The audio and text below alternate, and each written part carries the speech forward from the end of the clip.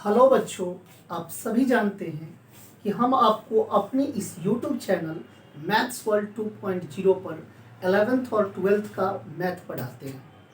तो चलिए आज के इस वीडियो में हम आपके लिए लेकर आए हैं 11th क्लास का एक बहुत ही इम्पोर्टेंट चैप्टर जिसका नाम है सेट थ्योरी। तो चलिए आज हम लोग सेट थ्योरी के बारे में जानेंगे। तो हम लोगों का चैप्टर का नाम है सेट थ्योरी। मतलब आज जो हम लोग पढ़ने वाले हैं उस चैप्टर का नाम है सेट थ्योरी, समुच्चय सिद्धांत। समुच्चय सिद्धांत।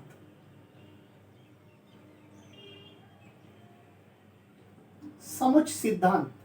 तो देखिए ये जो सेट थ्योरी लिखा हुआ है इसमें थ्योरी तो बाद में डिस्कस करेंगे, पहले हम लोग सेट के बारे में जानते हैं कि सेट होता क्या है। तो चलिए सबसे पहले हम लोग सेट के बारे में जानते हैं। सेट के बारे में जानते हैं कि आखिर सेट है क्या। सेट यानी समुच्चय।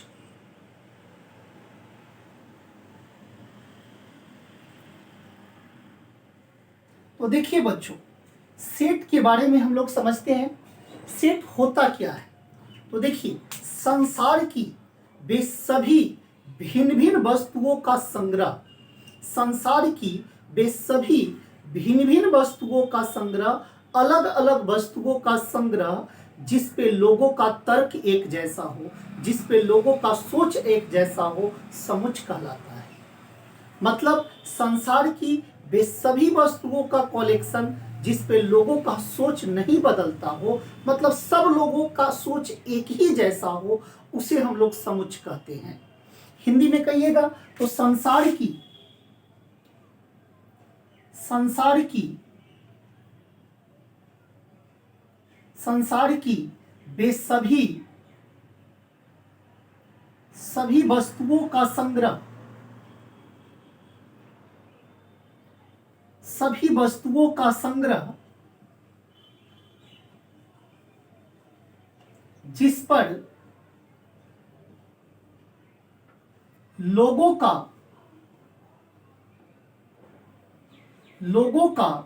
तर्क एक जैसा हो, तर्क एक जैसा हो,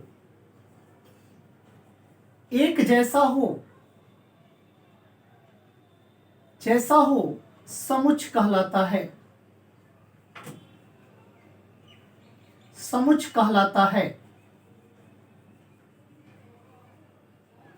समुच्चय कहलाता है। लेकिन आप इस बात का जरूर ध्यान रखिएगा कि आपका जो वस्तु है वो अलग अलग होना चाहिए, एक ही तरह का वस्तु नहीं होना चाहिए। मतलब कलेक्शन ऑफ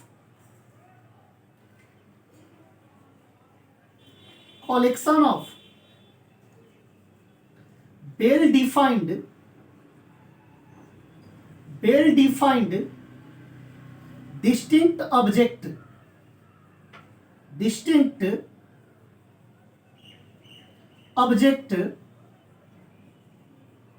about which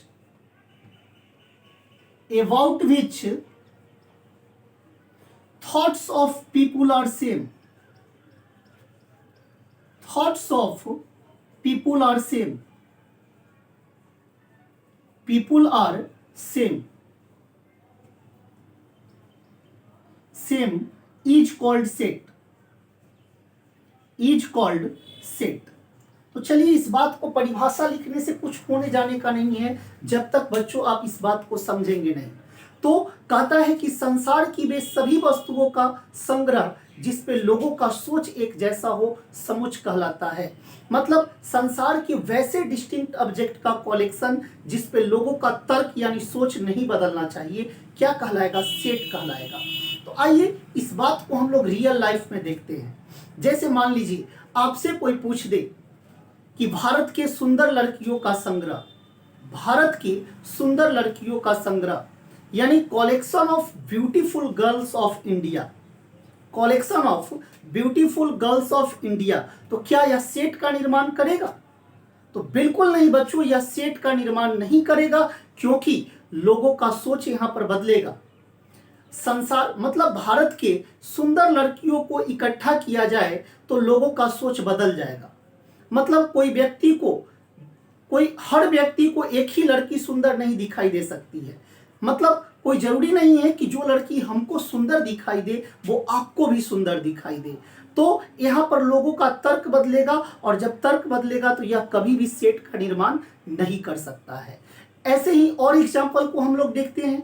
मान लीजिए कि कह दे कि विश्व के अच्छे बल्लेबाजों का संग्रह, विश्व के अच्छे बल्लेबाजों का संग्रह मतलब collection of best batsman of the world, तो क्या यह सेट का निर्माण नहीं करेगा? तो बिल्कुल नहीं बच्चों, यह सेट का निर्माण नहीं करेगा, क्योंकि यहां भी लोगों का सोच बदलेगा।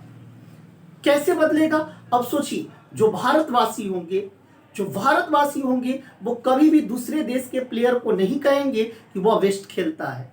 मतलब जो भारतवासी होंगे वो मतलब अच्छे बल्लेबाजों को कलेक्शन करने के लिए दे दिया जाए तो विराट कोहली, रोहित शर्मा मतलब वगैरह वगैरह, सचिन तेंदुलकर, महेंद्र सिंह धोनी, ये सब खिलाड़ी को कहेंगे कि ये अच्छे बल्लेबाज हैं।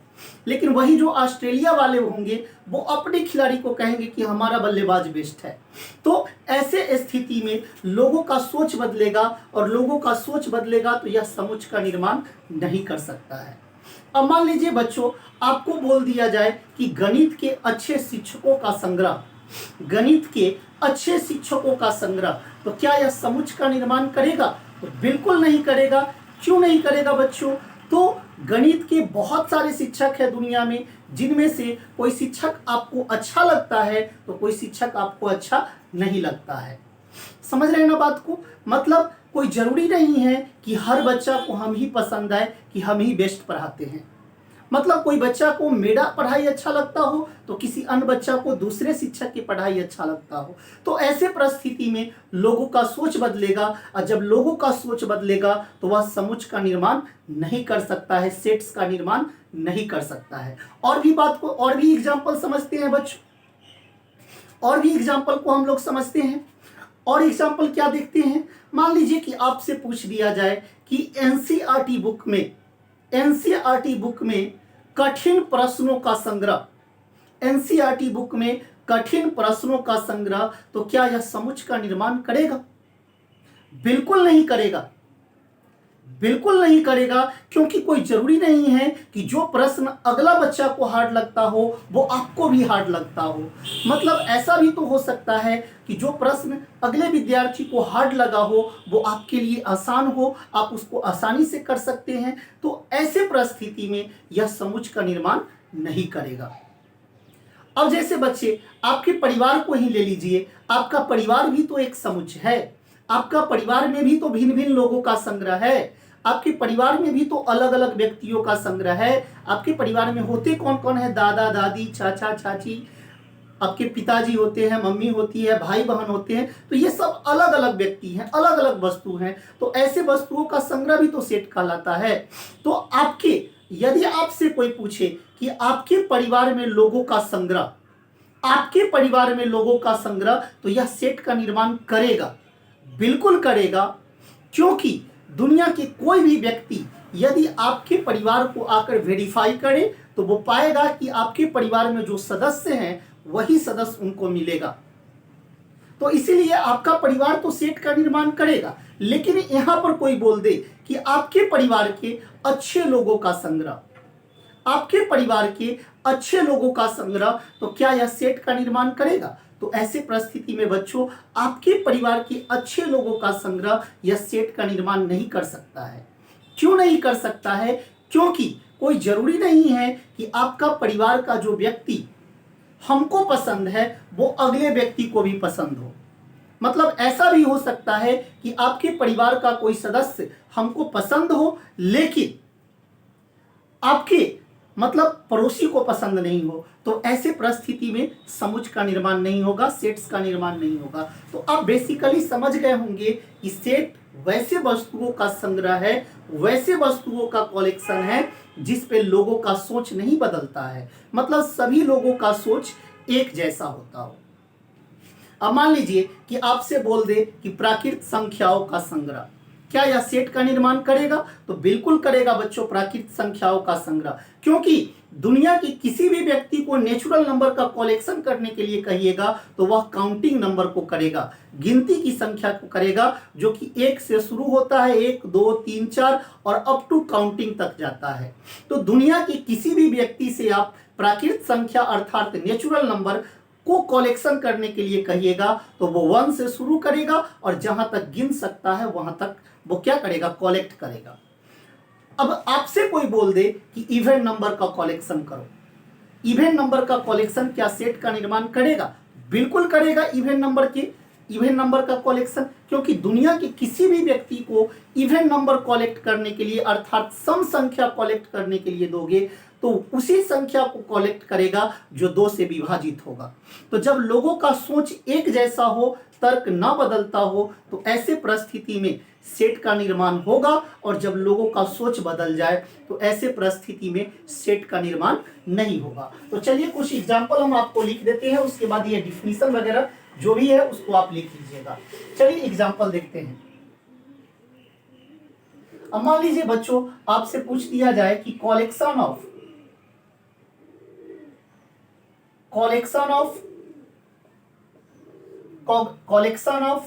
Favourable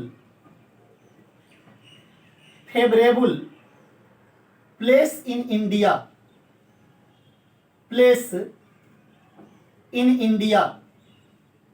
collection of favourable place in India मतलब भारत के पसंदीदा जगहों का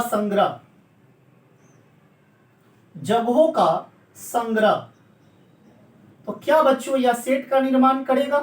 तो बिल्कुल नहीं करेगा सेट का निर्माण। It is not a set. क्यों सेट का निर्माण नहीं करेगा? क्योंकि कोई जरूरी नहीं है कि जो भारत का प्लेस आपको पसंद हो वो अगले व्यक्ति को भी पसंद आ जाए। किसी व्यक्ति को बिहार पसंद है तो किसी को दिल्ली पसंद है, तो किसी को मनाली पसंद है, तो किसी को कश्मीर पसंद है। तो ऐसे परिस्थिति में लोगों का सोच बदलेगा, और जब लोगों का सोच बदलेगा तो यह सेट का निर्माण नहीं कर सकता है। यह समुच्चय नहीं है।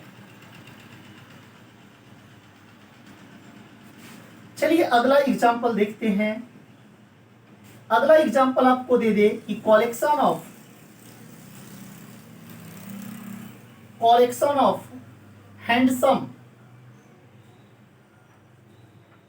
हैंडसम बॉय ऑफ हाजीपुर मतलब हाजीपुर के सुंदर लड़कों का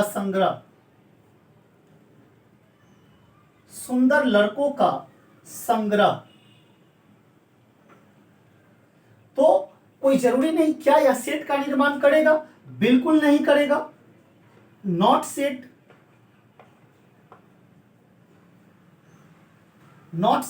क्या कि आप बात को तो अच्छे से समझ रहे होंगे कि कोई जरूरी नहीं है कि हर आदमी आपको पसंद करे। देखते ही होंगे आप रियल लाइफ में काफी इस घटना को महसूस किए होंगे कि आपके दोस्त को कोई पसंद कर लेता है पर आपको नहीं करता है। तो समझिए रहे होंगे बात को हम क्या कहना चाह रहे हैं। तो collection of handsome boy of Hajipur देगा तो कोई जरूरी नहीं है कि आपको जो पसंद करे वो अगले व्यक्ति को भी, आपके दोस्त को भी पसंद कर ले, या सारा मतलब हाजीपुर का जो व्यक्ति हो वो आप ही को सुंदर माने, यह आवश्यक नहीं है। तो ऐसे परिस्थिति में यह सेट का निर्माण नहीं करेगा। तो आप इसका स्क्रीनशॉट ले सकते हैं, फिर आगे आपको हम बताते हैं।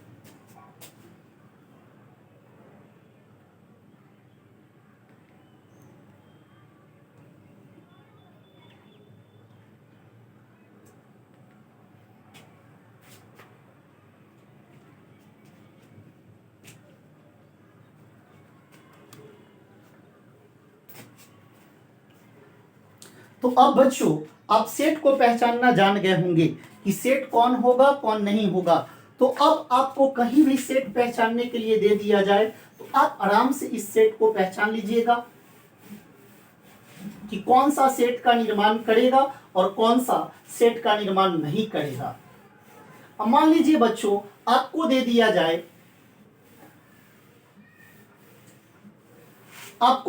जाए, कि collection of question in NCERT book. देखो बच्चों मैथ में समझना आवश्यक होता है, रटने से कोई फायदा नहीं होता है मैथमेटिक्स में। तो आपको दे दे कि collection of question in NCERT book, मतलब number of question in NCERT book, मतलब एनसीईआरटी बुक में प्रश्नों का संग्रह। तो क्या यह सेट का निर्माण करेगा?